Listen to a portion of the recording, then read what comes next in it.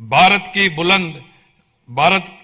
కి బులంద్ పెహచాన్ హై మోడీ అని యావత్ జాతి మొత్తం మోడీ నాయకత్వాన్ని అండగా నిలబడింది.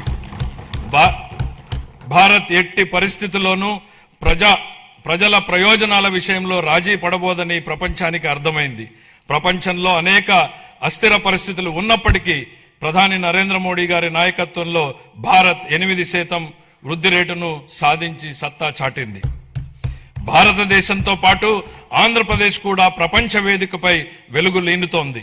విశాఖపట్నంలో ఏఐ డేటా సెంటర్ ఏర్పాటు చేయాలన్న గ్లోబల్ ఐటీ దిగ్గజం గూగుల్ నిర్ణయం ఒక్కసారి ప్రపంచ దేశాలన్నీ ఆంధ్రప్రదేశ్ వైపు తలెత్తి చూసేలా చేశాయి.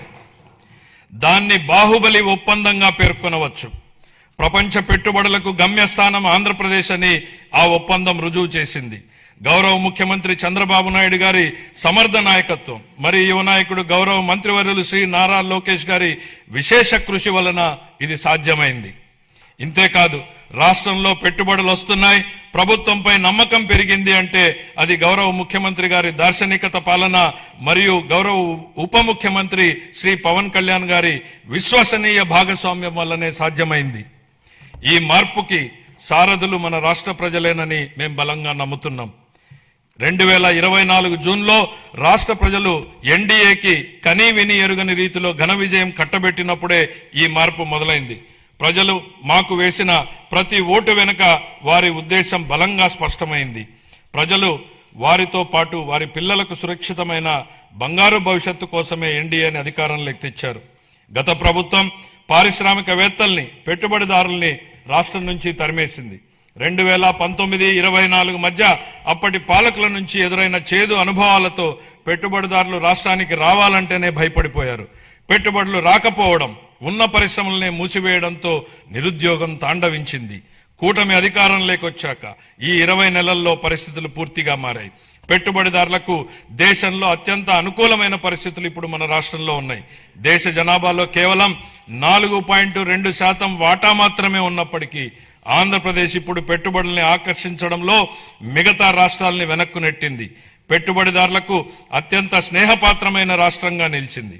బ్యాంక్ ఆఫ్ బరోడా నివేదిక ప్రకారం 2025-26 ఆర్థిక సంవత్సరంలో ప్రతిపాదిత పెట్టుబడుల్లో 25% ఆంధ్రప్రదేశ్కు రావడమే దీనికి నిదర్శనం.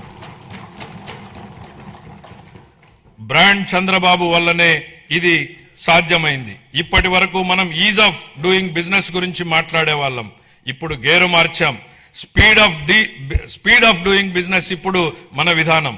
గౌరవ ముఖ్యమంత్రి చంద్రబాబు నాయుడు గారి సమర్థ నాయకత్వం, దార్శనికత, ప్రభుత్వ సుస్థిర విధానాలు రాష్ట్రాన్ని విజన్ స్వర్ణాంధ్ర 2047 లక్ష్యం దిశగా వేగంగా నడిపిస్తున్నాయి.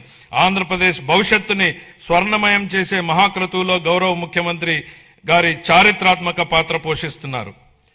తాను నాటిన చెట్ల నీడలో తానెప్పటికీ కూర్చోలేనని తెలిసినా భావి తరాల కోసం చెట్లు నాటే వ్యక్తే జీవితం యొక్క నిజమైన విలువలను అర్థం చేసుకున్నాడు అన్న విశ్వకవి గురుదేవులు శ్రీ రవీంద్రనాథ్ ఠాగూర్ గారి మాటల్ని ఇక్కడ నేను ఉటంకిస్తున్నాను.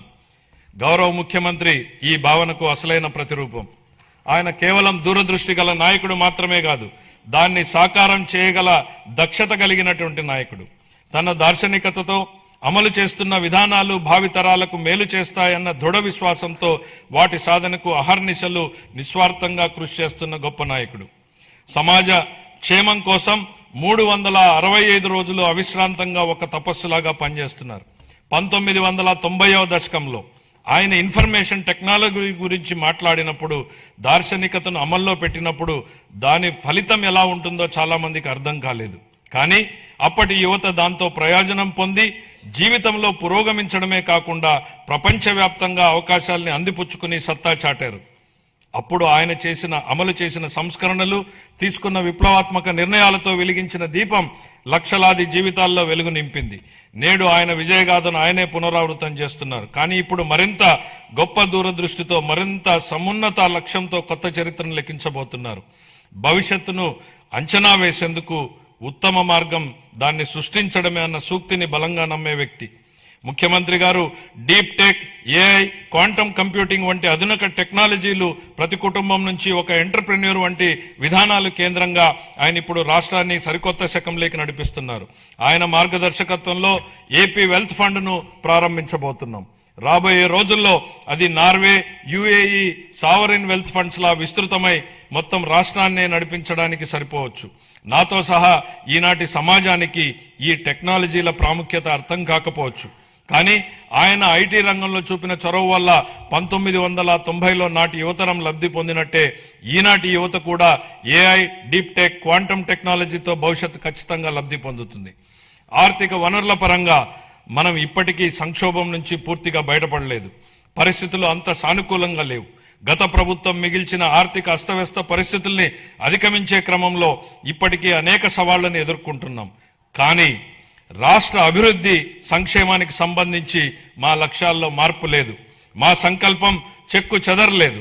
మా ప్రయాణాన్ని స్థిరంగా కొనసాగించేందుకు ప్రధాని నరేంద్ర మోడీ నుంచి అమూల్యమైన మద్దతు, సహకారం లభిస్తున్నాయి. ఆయనకు కృతజ్ఞతలు తెలియజేస్తున్నాం.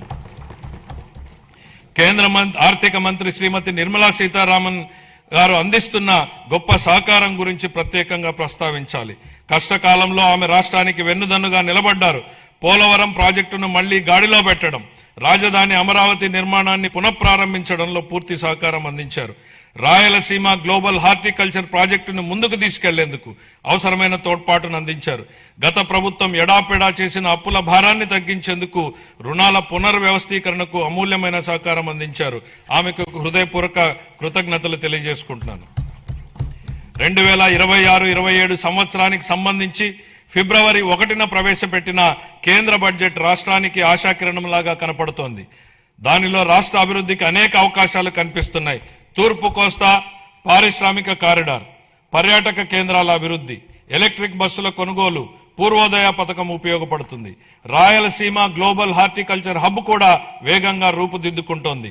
కేంద్ర బడ్జెట్ లో కొత్తగా ప్రకటించిన రేర్ ఎర్త్ కారిడార్లు, డేటా సెంటర్లు, ప్రాంతీయ medical hub, national institute of pharmaceutical education and research, seaplane manufacturing, container manufacturing, ప్రతి జిల్లాలో బాలికల హాస్టళ్ల వంటి అంశాల నుంచి రాష్ట్రానికి గరిష్ట ప్రయోజనాలు పొందేందుకు అవకాశం ఉంది. ప్రపంచవ్యాప్తంగా ఇప్పుడు ప్రభుత్వ రంగ ప్రాజెక్టుల్ని పీపీపీ ఛాలెంజ్ విధానాల్లో చేపట్టే ట్రెండ్ నడుస్తోంది. అది ప్రభుత్వ రంగ సంస్థల నైపుణ్యాలను, సామర్థ్యాలను పెంచేందుకు దోహదం చేస్తుంది. పీపీపీ విధానంలో ప్రైవేటు రంగానికి ఉన్న అనుభవంతో ప్రభుత్వ ప్రాజెక్టుల్ని మరింత మెరుగ్గా అమలు చేయగలం. ప్రాజెక్టు వ్యయాన్ని నిర్ణయించడంలో పారదర్శకతకు, పోటీతత్వాన్ని పెంచేందుకు ఛాలెంజ్ విధానం దోహదం చేస్తుంది. కేంద్ర ప్రభుత్వం